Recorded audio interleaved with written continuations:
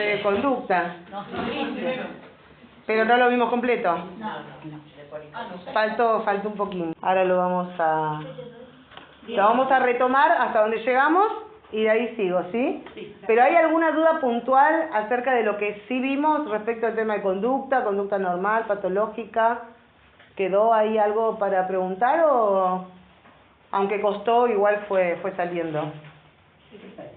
¿Sí? Bueno, entonces... como diferencias con el tema de qué material está la síntesis. Que muchas la hicimos desde el material tuyo, otras la hicimos desde el libro. Ahí como que...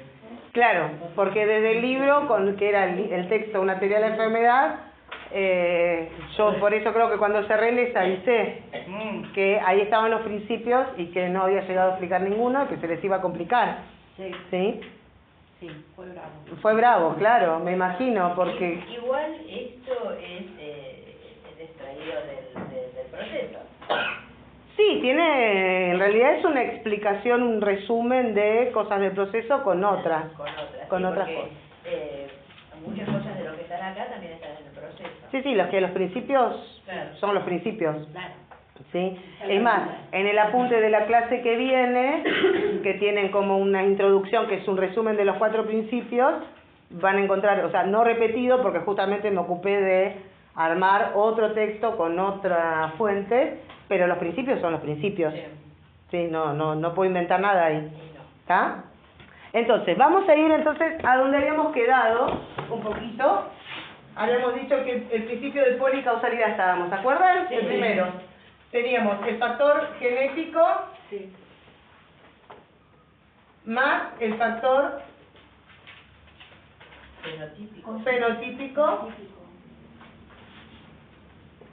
que daba por resultado el factor constitucional. Pero muy bien. Que a este factor constitucional se le sumaban Las primeras experiencias de vida. muy bien. Y que eso daba por resultado Factor disposición. el factor disposicional. Acá habíamos quedado, ¿verdad? Sí.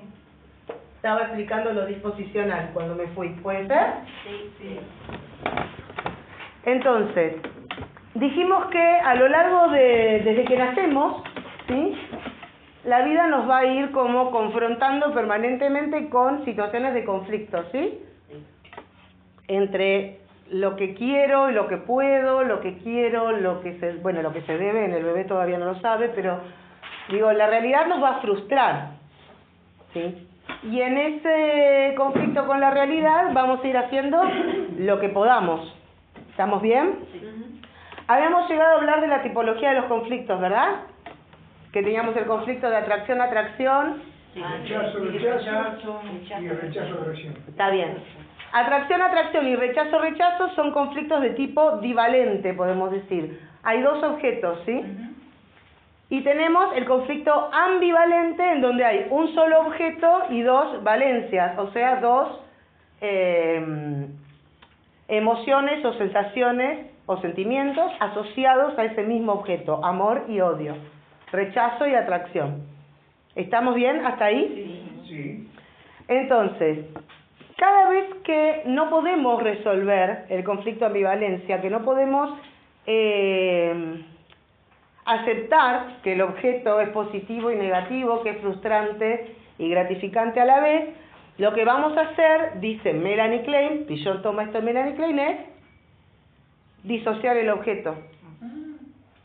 ¿Sí? O sea, la disociación es la conducta defensiva básica. Cada vez que la ambivalencia no puede ser elaborada, lo que vamos a hacer es disociar el objeto. ¿Sí? Y cada vez que no podemos resolver el conflicto, lo que va a suceder es que yo voy a hacer acá, sí, lo voy a hacer acá abajo, como si fuera una línea de tiempo para representar esto mismo, ¿sí? Tenemos acá el momento del nacimiento, tenemos ¿Vamos a repetir la misma conducta? la posición esquizoparanoide, dice Melanie Klein, Sí. ¿me van siguiendo? Y la posición depresiva. El conflicto de ambivalencia se nos presenta por primera vez en el pasaje entre ambas. ¿Estamos bien hasta ahí? Sí. ¿Sí? Si yo lo puedo resolver más o menos bien, continúa el proceso de aprendizaje, ¿sí? Exacto. Si no, lo que va a quedar, dice Pillon, es un punto disposicional.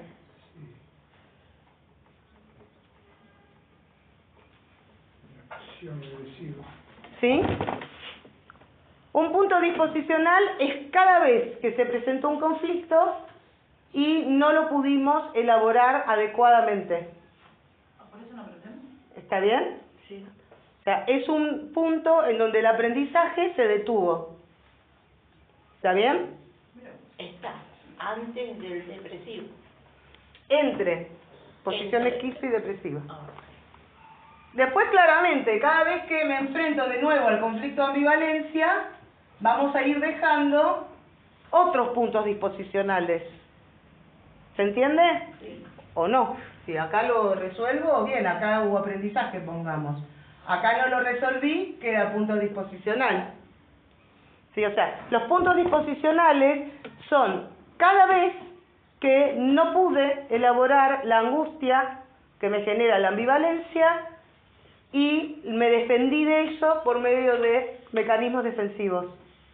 Eso lo vieron, mecanismos de defensa lo vieron. Sí. ¿Sí? Están al servicio de justamente evitarnos la angustia que genera la ambivalencia. Porque ¿qué es lo que pasa con la ambivalencia? La ambivalencia básicamente pone en peligro la posibilidad de encuentro con el objeto deseado o amado. ¿Sí? Y la pone en peligro porque al mismo tiempo que lo amo, lo rechazo. ¿Eso se puede dar con la relación del docente con las maestras? Con todo. En todos los vínculos se puede dar esto. Con el docente, con la madre, con el marido, con el novio, con la amiga, con el perro. Yo lo amo a mi perro, pero cuando se pone a aullar a las 4 de la mañana lo colgaría. ¿Está bien? Ahora está castrado, pero cuando estaba en celo era insoportable. ¿Sí? Entonces, a veces me pasa, a mí se me perdió una perra hace poco, y mi perro, el que quedó, tengo 3, y uno de los que quedó está más viejo, cada vez más patán, le digo yo. Le hablas y lo acaricias y o sea, es terrible, está re quisquilloso. Y a veces lo miro así y digo, ¿por qué no te habrás perdido vos que te tiró? Porque la otra era mansita, buenita, ¿no? ¿Cómo era tu perra? Yo rescaté 2 la semana pasada. Mira, no, pero hace mucho se me perdió, hace más de un año. Sí. Pero no, a ver, si no se puede elaborar la angustia y se la reprime, ¿sí? Y se la va a controlar por medio de mecanismos defensivos, entonces va a quedar esto, un punto disposicional, que después vamos a ver en los otros principios, es el punto a los cuales se regresa cuando la realidad me frustra excesivamente. ¿Está bien? ¿Me van siguiendo? Sí. Entonces, eso disposicional, estos modos de resolución de conflictos que fui encontrando a lo largo del camino, se va a instalar como nuestra modalidad preferida de resolver conflictos. La conocida, ¿no? Es la conocida. Entonces yo acá siempre doy un ejemplo medio de esos que a mí me gusta dar, que les pido por favor que no repitan fuera de acá. ¿Está bien? Porque si no me van a sacar los títulos. Vos, Ale, también no le digas nada a Silvia. Vamos a suponer que yo tengo una... Me gotea un poquito la cañería de la bacha del baño. Y tengo en mi casa, no sé, Fastic. O el Pulpito, no sé qué marca puedo nombrar. No me van a dar nada igual por hacerles el chivo. Entonces voy, le pongo un poquito de Fastic y resuelvo. ¿Está? Sí. Entonces a mí ya me queda que el Fastic me sirve para eso. ¿Sí?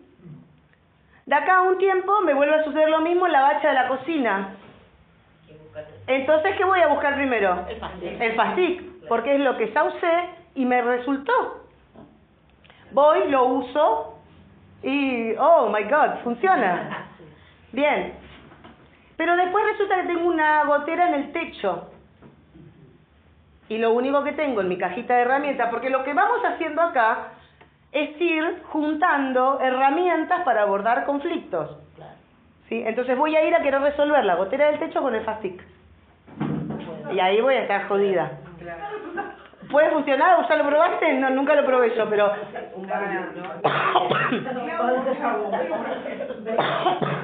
No me hagan reír que tengo mucha tos. Pero entonces supongamos que no me funciona, que no tengo la información que me da la compañera. Y acá es donde se abre esto de si aprendo o no aprendo. Si yo voy con el FASTIC, le pongo y se sigue lloviendo, puedo decir, ah, no funciona. Tengo que buscar otra forma porque esto no lo puedo resolver con esto. Y entonces, bueno, se llama un techista, ¿sí? O algo, llamo a alguien que me ponga una membrana. Entonces estoy aprendiendo la realidad. Tengo una situación que no había experimentado antes que resolver, intento resolverla con lo que tengo primero a mano, con lo que sé, veo que no funciona y busco otra forma. ¿Está bien? Pero vamos a suponer que no estoy en condiciones o capacidades de aprender, que sigo insistiendo con el FASTIC. Le pongo más de acá, y lloro y me quejo porque no me funciona el FASTIC, pero no hago nada más que seguir poniéndole FASTIC. Lo más probable es que se me inunde la casa en algún momento. ¿Sí? Bueno, en lo psíquico es lo mismo. Si yo sigo insistiendo con la misma herramienta, que alguna vez me funcionó, pero ahora ya no, porque esta situación es diferente de aquella, si no puedo entender que esta situación es diferente de aquella, si no puedo aprender, entonces nos enfermamos. ¿Se entiende? Se me inunda la casa. Y es gravísimo cuando se nos inunda la casa. ¿Está bien? Vamos a suponer que entiendo que el FASTIC no funciona, pero tampoco llamo a un techista. Que lo acabo de decir, bueno, pongo un tachito ahí abajo. ¿No? Y después se va corriendo y pongo otro tachito. Y voy a terminar rodeada de tachitos, pero no resolví el problema. Esto es lo que hacemos cuando recurrimos a mecanismos defensivos. Sí, es como el famoso lo atamos con alambre de Copani. Los argentinos somos expertos en esto. ¿Sí? Claro. El provisorio para siempre, exactamente. Entonces, cuando hacemos esto, cuando recurrimos a un mecanismo de defensa que no resuelve el conflicto, sino que de alguna manera lo elude, como para que yo no me dé cuenta que eso está sucediendo, es cuando voy dejando mayor cantidad de puntos disposicionales. ¿Se entiende?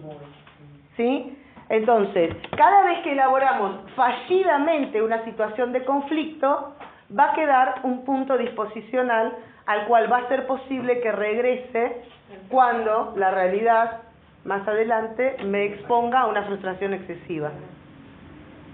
¿Me van siguiendo? ¿Sí?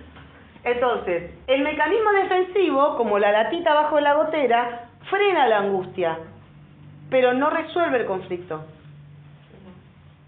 Por eso me permite seguir funcionando, porque un monto excesivo de angustia es lo que hace que el yo colapse. Puede ser que cada vez que esté nublado a mí me agarre, si yo lo resuelvo poniendo tachitos, cada vez que esté por llover, a mí me agarre angustia. A ver cómo lo estás pensando, para que... Claro. En realidad ahí lo que hay es una especie de ansiedad, lo voy a trasladar al lenguaje técnico. Hay una ansiedad anticipatoria, ¿sí? Es, va a llover, voy a tener que empezar a poner tachitos. Y entonces ya los pongo por las dudas. Yo ya estoy a la defensiva permanentemente. No, pero la angustia como que queda, porque como que no lo resolviste, ya sabés que tenés ahí un problema. Ya sé que se me viene encima la tormenta y que se me va a llover. Porque no arreglé la Entonces, claro, ¿sí? Este es el estado de angustia permanente, porque está el yo todo el tiempo anticipándose a la aparición de la angustia. ¿Qué hago si llueve? ¿Y qué hago si no estoy en mi casa cuando llueve? Entonces, mejor por las dudas, antes de irme, pongo todas las latitas, ¿no? Entonces, es un estado de angustia permanente en donde el yo se va a ir debilitando.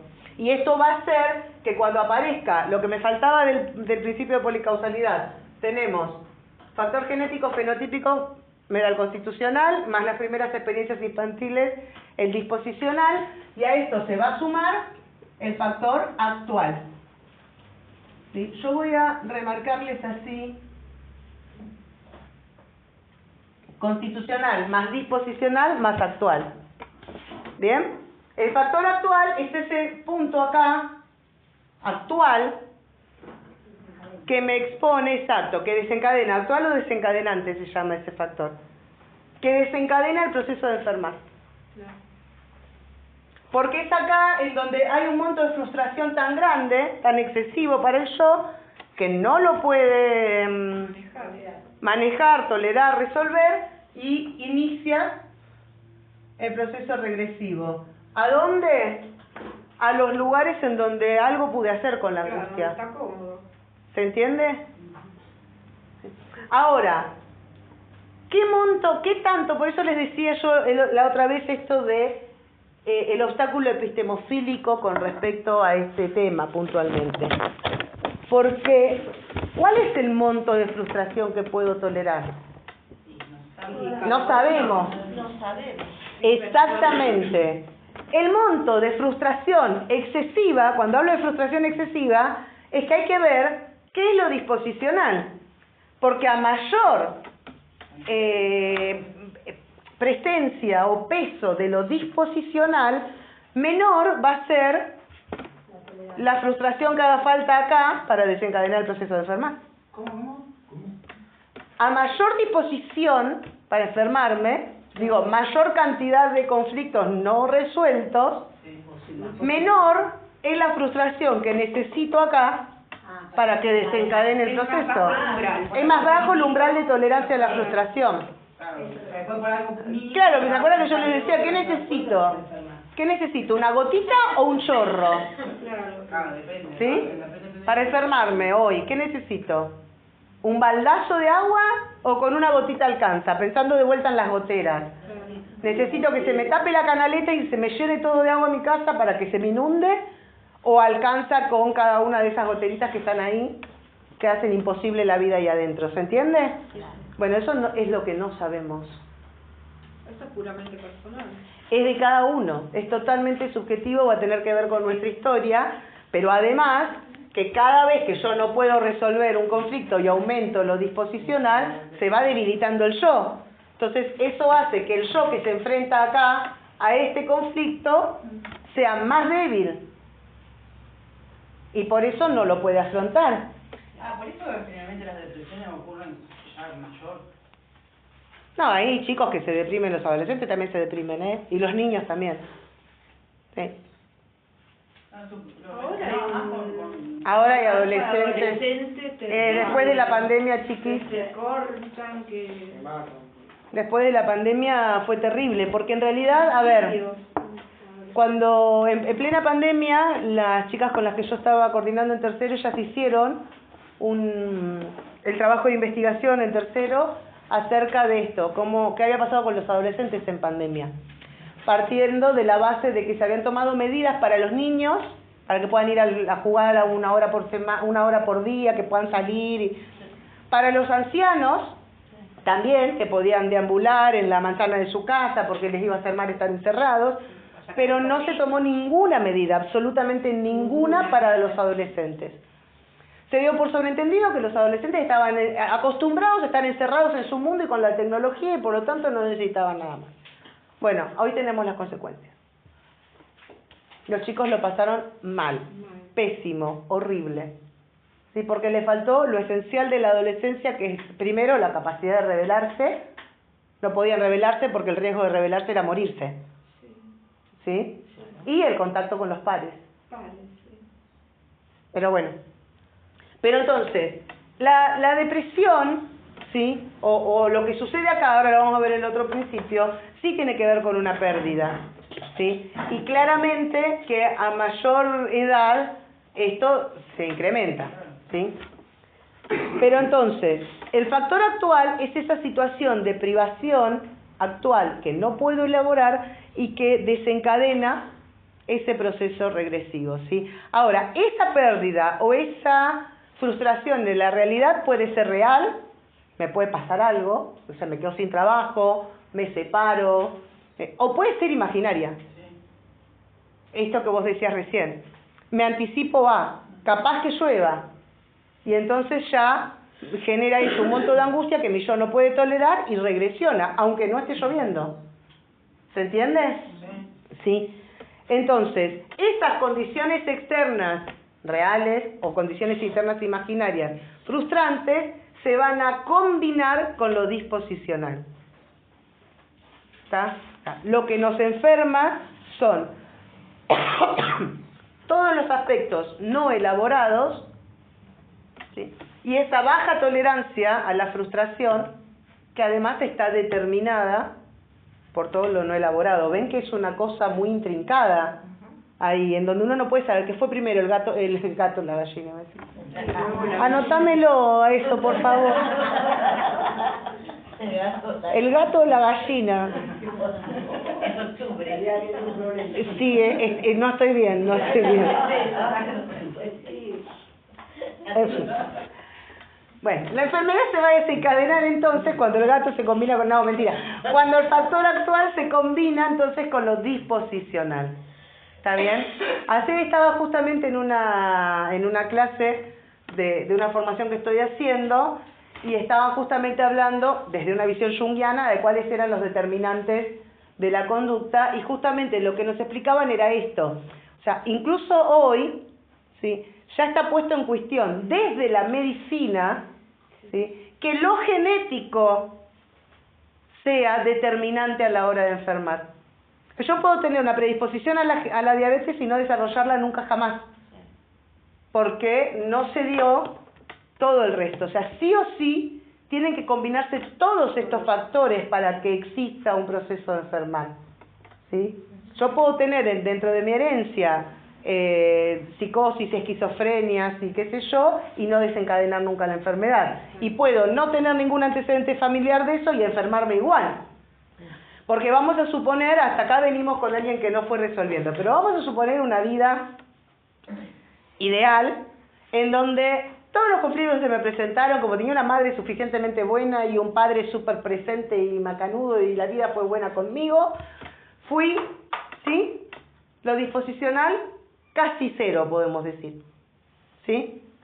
Pero llego acá un día y no sé, me despiden del trabajo y ese día cuando estoy yendo a mi casa se me revienta la rueda del auto y tengo un accidente y mato a alguien, pongamos, y llego a mi casa y se prendió fuego, o mi mujer o mi marido se fue y me dejó ahí una notita diciendo gracias por los servicios prestados, y se me conjugan un montón de cosas frustrantes, muy alto el factor actual, en donde, por más que yo tenga un yo súper fuerte, con un montón de herramientas y qué sé yo, no puedo manejar tanta frustración.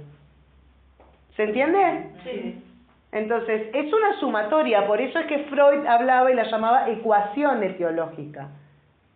Es una suma. A mayor presencia de lo disposicional, menor necesidad en lo actual para desencadenar un proceso de enfermar.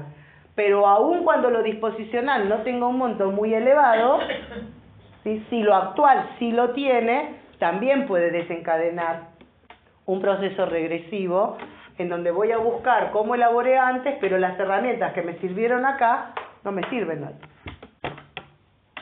¿Se entiende? Sí.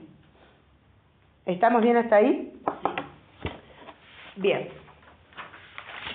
Segundo principio. Esto lo voy a dejar, porque el segundo principio no necesito anotar nada. Lo voy a dejar porque nos va a servir después. ¿Sí? El segundo principio, ¿cuál les había dicho que era? Fenoménico. Fenoménico. Pluralidad fenoménica. Muy bien. ¿De qué nos habla este principio? Este principio nos va a hablar de que la conducta se expresa y se manifiesta en tres áreas. Mente, el área 1, el área de la mente, el área 2, el área del cuerpo, y el 3, el mundo exterior. ¿Sí? Y estas son, dice José Blecher, hay un libro de José Blecher que se llama Teoría de la Conducta, que también es un libro que lo pueden conseguir, está editado por varias editoriales, incluso, ¿vieron esos de La Nación, colección de psicología y esas cosas?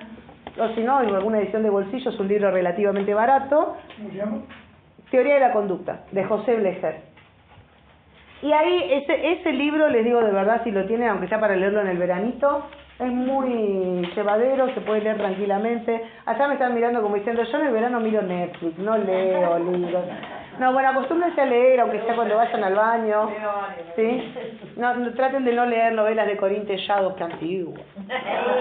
Qué antigüedad, por Dios. Bueno, yo las leía, che. ¿Eh? Se las sacaba a mi hermana y las leía. Yo también lo leí. Bueno, todas hemos leído, creo, Corín Tellado, Selecciones, bueno, en fin.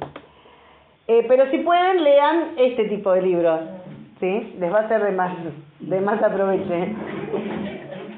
Entonces ahí esto está muy bien explicado, pero además explica muy bien varias cosas y Blecher está totalmente influenciado por el pensamiento de Pigeon, ¿sí? Entonces, lo que va a decir Blecher es, y Pigeon dice también esto, es que la conducta se expresa permanentemente en las tres áreas. O sea, somos una unidad, no estamos divididos mente, cuerpo, pero que hay una predominancia de una de ellas. Por ejemplo, en este momento mi conducta está más volcada al mundo exterior, porque les estoy hablando a ustedes, ¿sí? Pero mi cuerpo está implicado acá, digo, estoy permanentemente gesticulando, estoy acá presente aparte, ¿sí? Y la mente también está, porque aunque no parezca, estoy pensando lo que les estoy diciendo, ¿sí? No que estoy diciendo cosas sin pensar. Sale, ¿sí? Estoy pensando lo que voy diciendo, voy haciendo ahí algo lógico. Entonces, las tres áreas están implicadas, pero hay en este momento una predominancia del área 3, la del mundo externo, de mi conducta. ¿Estamos?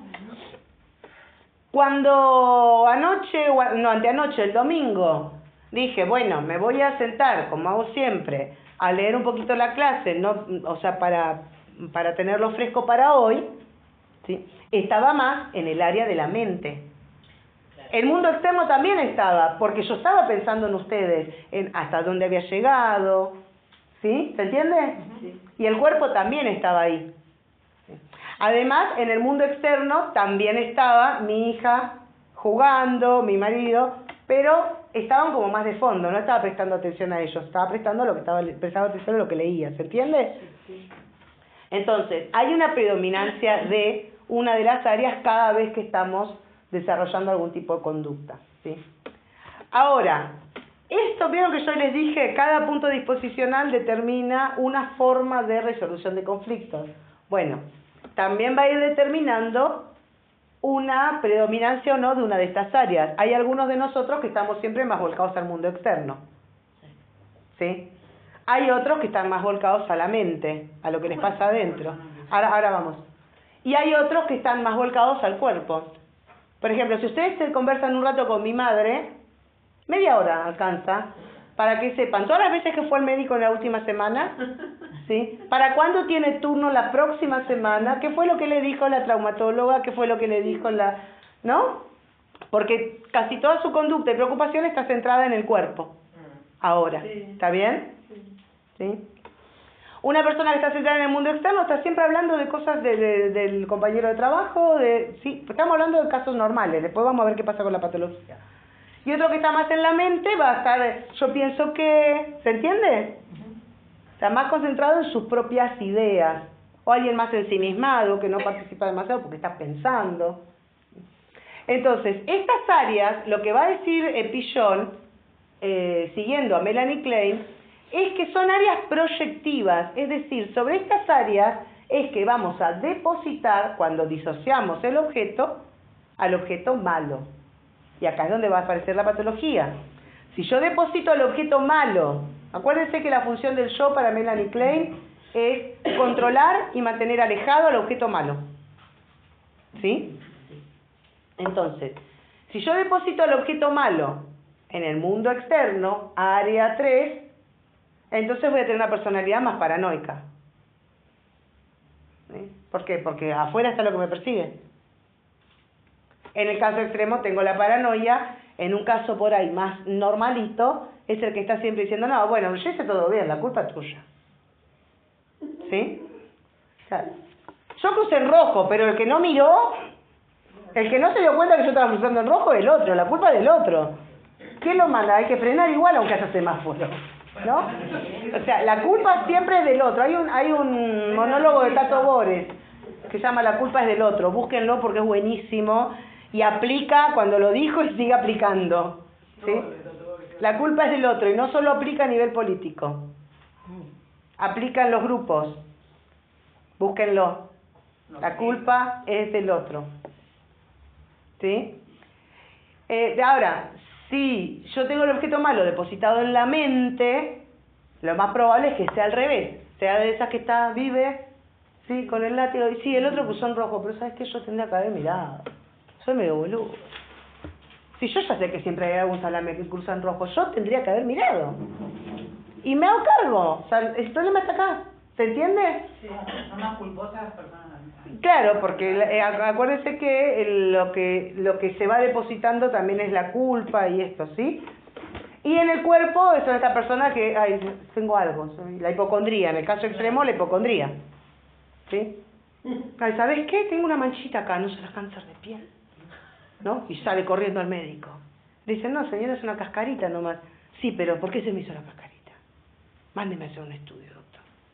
¿No? Y vamos ahí, queremos estar enfermos, pareciera, ¿no? Y después, en algo más sano, diría Simonetti, tenemos la persona que sí se ocupa de prestar atención a qué le pasa a su cuerpo, ¿sí? Que no necesariamente está obsesionada con eso, ni cree todo el tiempo que está enferma, pero sí presta atención y es capaz de ver, de detectar señales de cambio, decir, no, sí, ¿sabes qué? Hace un tiempo que me tengo como manchas, tendría que ir al médico, por ejemplo. ¿Está bien? ¿Se entiende? Sí. Entonces se van depositando el objeto malo y el objeto bueno también. Por ejemplo, en una fobia, tengo el objeto malo puesto en el mundo externo, pongamos una araña, las arañas, y por lo general el objeto bueno también está puesto en el mundo externo. Por ejemplo, en mi caso, para eso conservo a mi marido. Porque, Dani, hay una araña.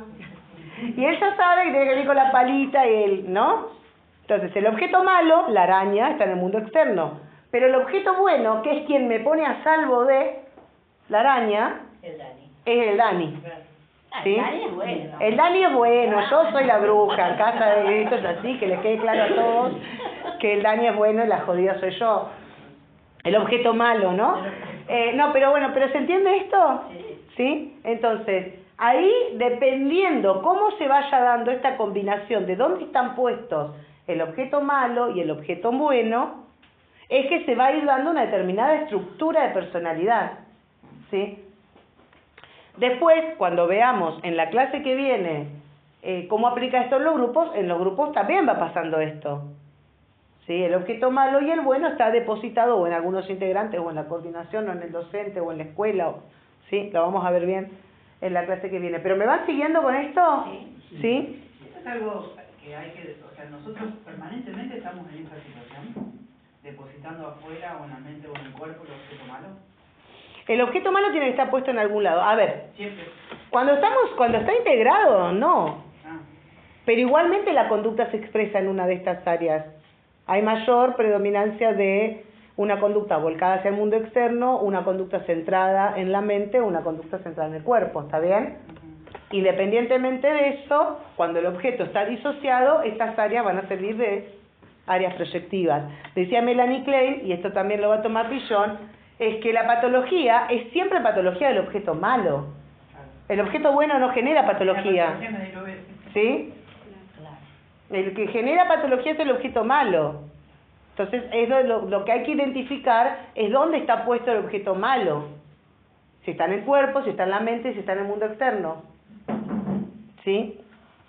Alejandro Simonetti hace un desarrollo bastante interesante, yo lo dejé acá, pero no está en el apunte porque en realidad era bastante extenso y no quería marearlos, pero justamente lo que él va a definir es esto, digamos, distintas estructuras de personalidad no patológicas que tienen que ver con la predominancia de volcarme más hacia el mundo externo, tener una tendencia mayor a depositar el objeto malo en el mundo externo o en el mundo interno, en la mente o en el cuerpo, ¿se entiende?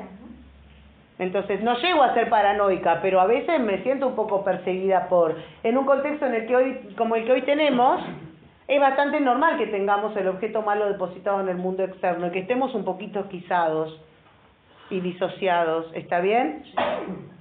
Digo, la disociación no es patológica de por sí. A veces está ahí al servicio de ayudarnos a ordenar el mundo.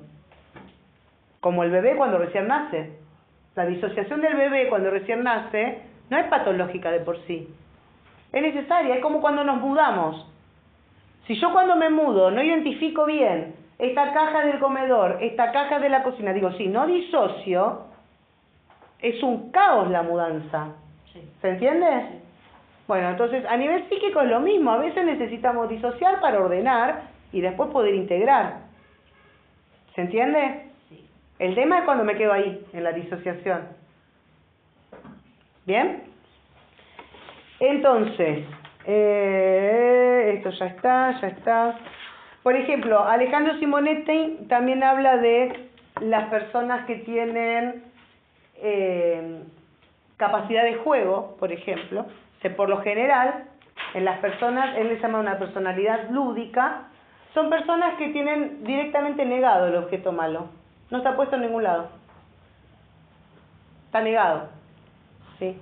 En el extremo más patológico tenemos la perversión.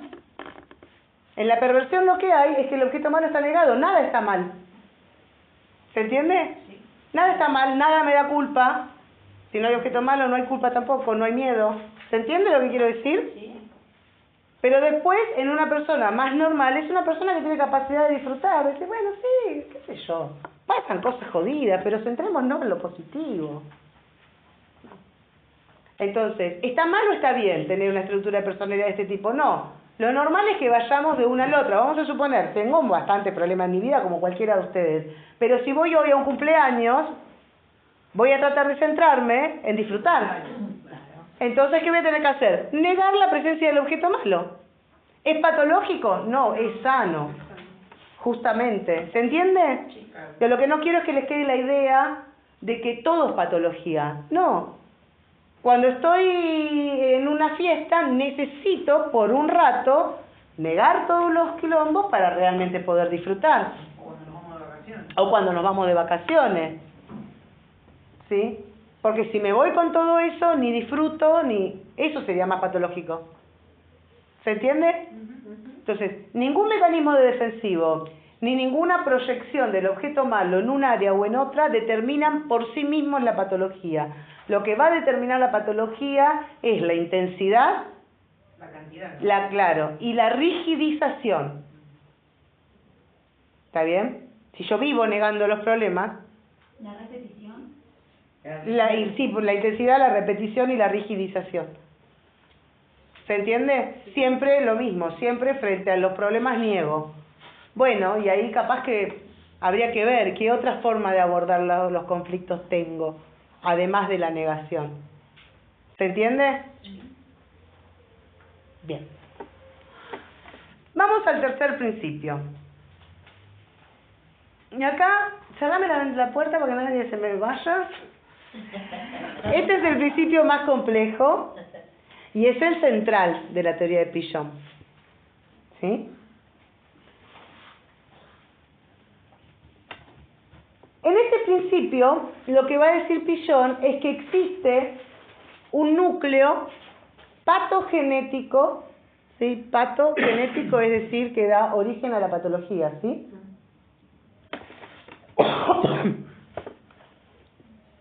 De naturaleza depresiva. ¿Se acuerdan que dijimos que Piaget habla de que él quería investigar cuál era el factor de la tristeza en el desarrollo de la enfermedad, ¿no? Entonces lo que él va a decir es esto, o sea, sí, nos enfermamos de tristeza básicamente. Hay un punto depresivo básico, ¿sí?, que no ha podido ser elaborado o que fue insuficientemente elaborado, que hace que luego no podamos afrontar de manera adecuada las distintas pérdidas a las que la vida nos somete, ¿sí? Porque la vida es pérdida. Esto no, yo no quiero sonar pesimista, pero digo, desde que nacemos en adelante la vida es una sucesión de pérdidas. ¿Está? Para crecer tenemos que perder. Tenemos que perder el útero, tenemos que perder la seguridad del piso para aprender a caminar, tenemos que perder un poco a mamá para poder relacionarnos con otros. Pero gana el equilibrio y gana el... Claro, o sea, voy afrontando otras, voy asumiendo y teniendo otras herramientas. ¿Sí? Incluso Arminda Verasturi, que fue la esposa de Piaget, Ella tiene un estudio muy, pero muy interesante acerca de la función psicológica o los efectos psicológicos de la pérdida de los dientes y la nueva dentición en los niños, que justo ocurre en esa época de verdadero corte con la madre, ¿no? Con el ingreso a la primaria por lo general. ¿Sí?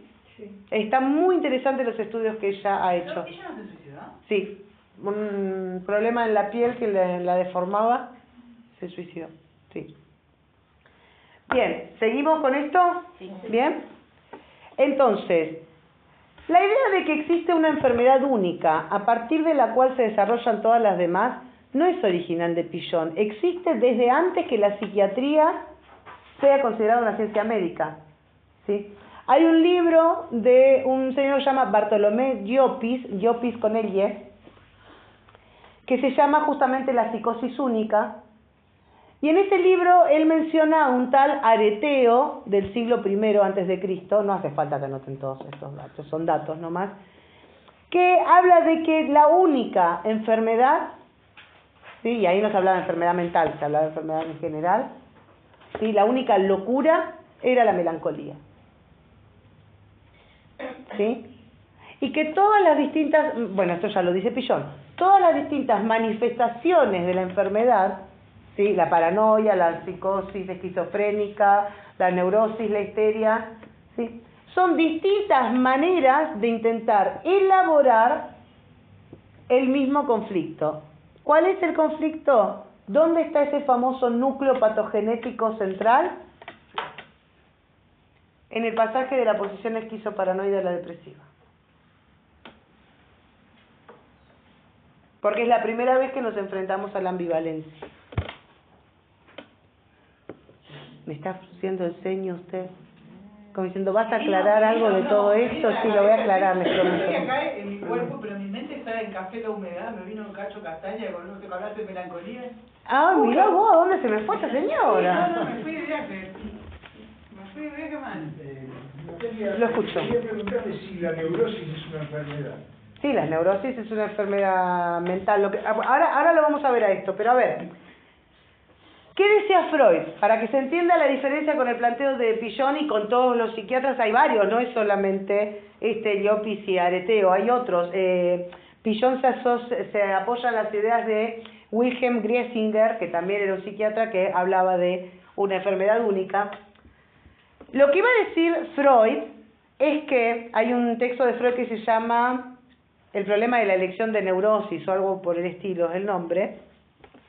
Freud va a decir que cuando existe un trauma en los primeros años de vida, lo que vamos a tener es una psicosis. Si el trauma ocurre entre el año y los 3 años que estamos en la etapa oral del desarrollo, va a haber una neurosis obsesiva. Si ocurre a partir de los 3 años en adelante, vamos a tener una histeria. O sea, Freud determinaba que la elección de la enfermedad mental tenía que ver por el momento en el que había ocurrido lo que él llama la fijación de la libido. ¿Tá? Eso lo dice el psicoanálisis. Pichon va a decir, no depende de dónde ocurra, siempre ocurre en el mismo lugar, en la misma condición, lo que pasa es que lo que va a depender las distintas manifestaciones de la enfermedad es la forma en el que el sujeto ha podido abordar el conflicto. ¿Sí? Si lo elaboró disociando y fragmentándose, va a quedar una psicosis. ¿Sí? Si lo elaboró negando la angustia, va a estar más cercano de la neurosis, y ahí veremos qué tipo de neurosis, si neurosis obsesiva o histérica. ¿Se entiende, Juan Carlos? Voy siguiendo Me va siguiendo, ok. O sea, la neurosis, la diferencia básica entre psicosis y neurosis es que en la psicosis la regresión se da acá, a la posición esquizo. Se recurre a ese tipo de mecanismos, ¿sí? La proyección, la introyección, la idealización. Y en la neurosis se va a recurrir a los mecanismos propios de la posición depresiva. La negación, el desplazamiento. ¿Se entiende? Depende de qué tipo de mecanismo utilizo, es el tipo de enfermedad que se va a desencadenar. ¿Está bien? Sí. ¿Se entendió? Sí, sí. ¿Sí? Bien.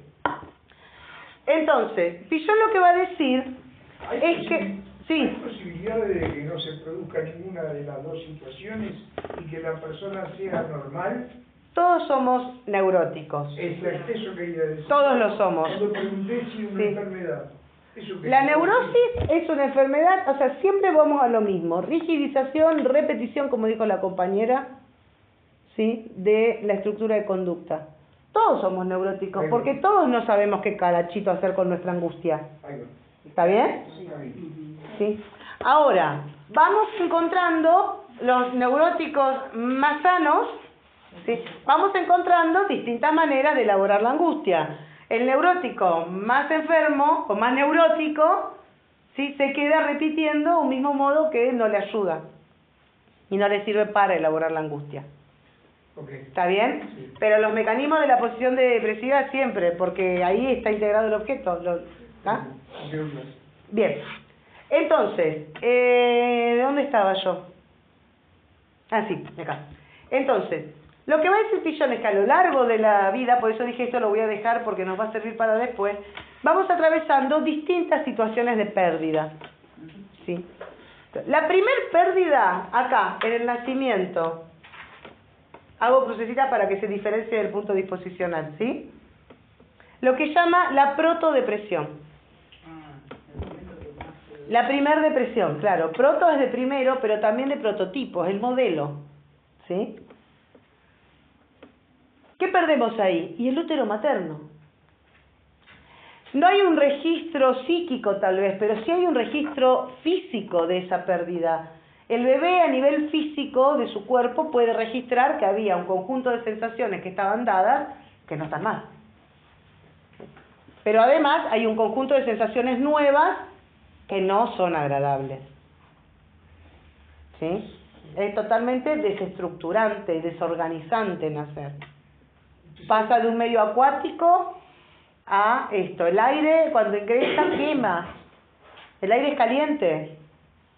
¿Sí? Yo preguntaba desde mi ignorancia, las mujeres seguramente lo saben, preguntaba a una señora cómo respiraba el bebé dentro de la madre y me explicó que hasta que le cortaban el cordón umbilical pasa por ahí el por el oxígeno, cordón. claro.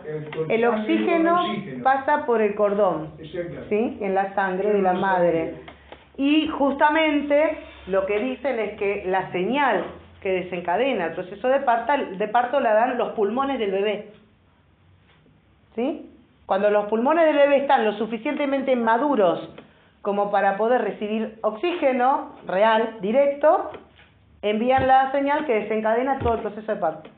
Por eso a veces los prematuros no nacen. No. Por eso en los prematuros hay que madurarles el pulmón y un montón de cosas, porque tienen que aprender a respirar cuando todavía su organismo no está preparado para eso.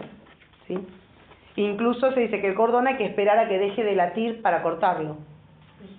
Claro, más traumático. Porque mientras late es porque todavía está pasando, ¿no? Sí, ahora justo la otra vez leía un estudio que dice que hay que esperar mínimo, ¿sí? 1 hora. Eso que hacen de que sale y cortan, está mal. Porque toda la sangre de la placenta, que todavía está en la placenta, tiene que llegar al bebé porque tiene ahí los mejores anticuerpos. ¿No? Es maravilloso cómo funciona el cuerpo, pero sí, es así. Entonces, el bebé, en cuanto nace, respira. Si no respira enseguida, páfate. ¿No? El roce con la piel es doloroso. ¿Ustedes piensan, no sé si alguna vez habrán tenido un yeso, tuvieron alguna vez un yeso o algo? Sí. Cuando recién se lo sacan, la piel está súper sensible. Bueno, imagínense un bebé que nunca le tocaron la piel. Y encima le dan una... Y uno nace y uno va y lo acaricia. Sí, no hay que hacer eso a los bebés. Tocarlo con mucho cariño. Cuando no los pelan y Los ruidos, claro, los ruidos, las luces. Cuando lo pelan. Bueno, entonces todo eso es caótico, desorganizante, desestructurante, y frente a todo ese caos, obviamente el bebé hace lo que dice Melanie Klein, recurre a la disociación. ¿Qué otra cosa puede hacer? En medio de todo ese lío, dice, bueno, pero acá está esto calentito, ¿no? Y va pudiendo ordenar entre lo placentero y lo displacentero. ¿Está bien? Entonces, acá en la protodepresión se recurre por primera vez a la disociación como mecanismo defensivo. ¿tá? Que va a quedar para siempre. Cada vez que necesitemos o estemos en algún conflicto desorganizado, desestructurado, vamos a recurrir a la disociación. Es sano. En principio es sano, ¿sí? Cuando salimos nosotros, no Ahora si te evadís... Ahí no va a resolver nada. Ahí lo único que va a hacer el bebé es disociar. Y durante un buen tiempo se va a quedar, como dice Melanie Klein, en la posición esquizoparanoide. Lo bueno por acá, lo malo por acá. La idea es mantener lo más cerca posible al objeto bueno, lo más lejos o controlado posible al objeto malo. ¿Sí? Es lo único que puede hacer el bebé. Va a recurrir ahí a la proyección, la introyección, todos los mecanismos de la posición esquizoparanoide. ¿Bien? ¿Cuál es el objeto malo ahí? Todo lo que lo frustra. Digo, cuando el bebé quiere la leche y mamá no se la da enseguida, el objeto malo ahí es mamá, que está frustrando. O sea, estamos hablando de la fantasía del bebé, ¿sí? Sí, sí. Entonces, el objeto malo va a ser el responsable, un objeto fantaseado, el objeto malo es un objeto fantaseado, que es el responsable de todas y cada una de sus experiencias frustrantes. Entiéndase, momentos de hambre, cuando está sucio y se siente incómodo, cuando tiene frío, si tiene calor, cuando lo vacunamos, cuando le duele algo, los cólicos, los benditos cólicos. Cada vez que los nombro me acuerdo. Todas esas experiencias horribles van a ser atribuidas en la fantasía a un imaginario objeto malo. Y todas las experiencias placenteras, cuando la mamá lo toca, lo acaricia, lo mece, le canta, ¿sí? Van a ser atribuidas en su fantasía a un imaginario objeto bueno. O sea, las dos cosas de mamá. Las dos cosas de la mamá, pero él no lo sabe todavía. ¿Sí? Él no lo sabe. Él acá no está en contacto con la realidad real, como es. ¿Sí? Fantasea dos objetos. Para entender esto es central haber entendido a Melanie Klein, chiquis. O sea, no ve a la madre como es un objeto parcial. Es un objeto parcial, exacto. Sí. Ahora, a medida que crece, dice Melanie Klein, por eso les digo, acá es esencial haber entendido a Melanie Klein, empieza a darse cuenta que sí, es la misma señora. ¿Sí? Es la misma. La que viene, me da la teta y es divina, es la misma que cuando yo la necesito a veces no está. ¿Sí? Es la misma, jodida. Es la misma que me llevó con una sonrisa a que me pusieran una vacuna. Es la misma bruja. La que me entregó ahí a la enfermera y además me sostuvo el brazo para que me pincharan. ¿Sí? La misma desgraciada que me da el caramelo después. Se piensa que me va a compensar. ¿No? Entonces, el bebé ahí empieza a decir, ¿y ahora qué hago entonces con esta señora? ¿La quiero o la odio? Es lo mismo que nos pasa con el marido después de los primeros 6 meses. ¿Qué hago yo con este tipo? ¿Quién me mandó a casarme? Y encima casada. ¿Sí? Lo mirás ahí roncando, babeando y decís, ¿en qué estaba pensando cuando dije que sí? O sea, pero ahora ya nos encariñamos con el cosito, ¿qué vamos a hacer? Entonces acá se produce esto que dice Pillon, el punto patogenético central, le llama así. Punto, no lo voy a escribir todo porque no me entra, les hago un lío, sino patogenético central. O núcleo patogenético central. Si núcleo, punto es lo mismo.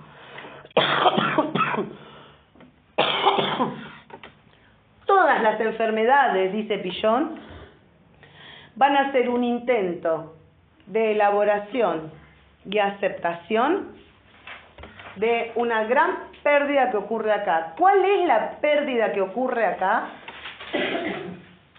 Se pierde el objeto completamente bueno.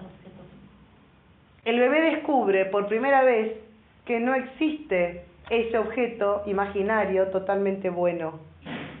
No solo que no existe, no existió nunca y no va a existir. En el momento de la disociación. En el pasaje de la posición esquizoparanoide a la depresiva, el bebé comprende que hay un solo objeto que a veces frustra y a veces gratifica. Por lo tanto, nos queda aceptar a la tempranita edad de 8 meses, después lo vamos tratando de aceptar durante toda la vida, que no existe un objeto que nos satisfaga plenamente.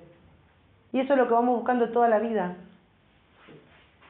Nos casamos, estudiamos, tenemos hijos, tenemos amantes, nos vamos de viaje, vamos a recitales, Nos compramos libros, ollas, billutería, carteras, zapatos. Ustedes, muchachos, no sé qué se compran habitualmente. Van a ver partidos de fútbol. Si se hacen tatuaje, van a algún lugar de muchachas.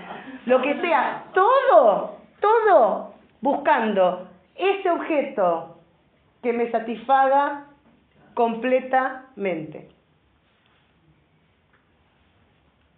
Para eso estamos acá ahora, para eso doy yo clases, creyendo que alguna vez voy a salir diciendo, ¡ah, ya está, estoy realizada, me puedo morir! No, bueno. Pero eso que pasamos es debido a la huella. Eso que pasamos todos es debido a la huella que tenemos al nacer, de que tuvimos en un Acá, ahí voy.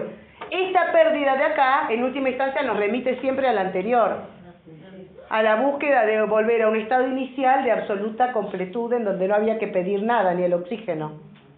Todo simplemente llegaba. ¿Se entiende? Es lo que vamos buscando toda la vida y es lo que nos mantiene vivos, es el deseo que nos mantiene vivos.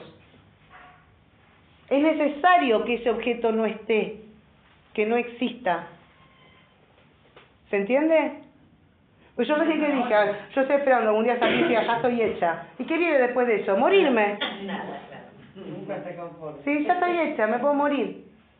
No, claro, o sea, la satisfacción absoluta implica la muerte. Entonces, asumir la ambivalencia del objeto y la pérdida del objeto absolutamente bueno es lo que nos lleva toda la vida. Y el no poder hacerlo es, dice Pillon, lo que nos enferma. El no poder ir a buscarlo. El no poder aceptar la ambivalencia del objeto. O el no poder aceptar la pérdida de ese objeto completamente bueno. ¿Sí? Entonces, después, cada pérdida posterior, cuando me sacaron la teta, me sacaron el chupete, se murió el perrito, fui al jardín, nació un hermanito, se fue papá, se murió la tortuga, no sé. Todo lo que va pasando, perdí el jardín para entrar a la primaria, me separaron de mi mejor amiguita del jardín porque no fue a la misma primaria que yo. Digo, todo eso que puede ser una pérdida para nosotros, ¿sí? Va a ir remitiendo o instalándose como puntos disposicionales que remiten siempre al central,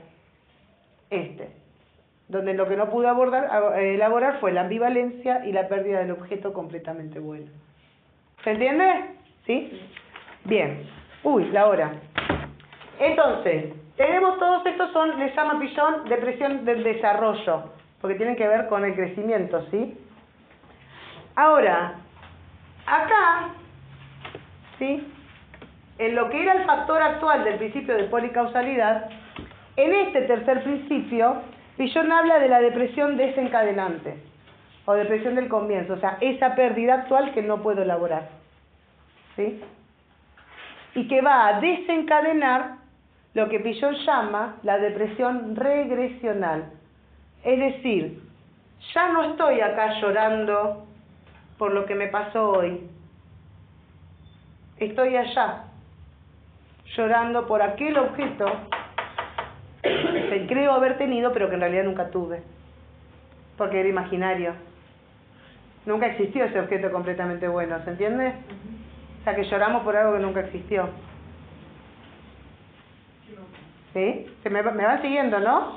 Entonces, la depresión regresional, hay un poema de Mario Benedetti que dice que él entendió que cuando lloramos nunca lloramos por lo que creemos que estamos llorando, ¿no? Siempre lloramos por todas las veces que no lloramos antes.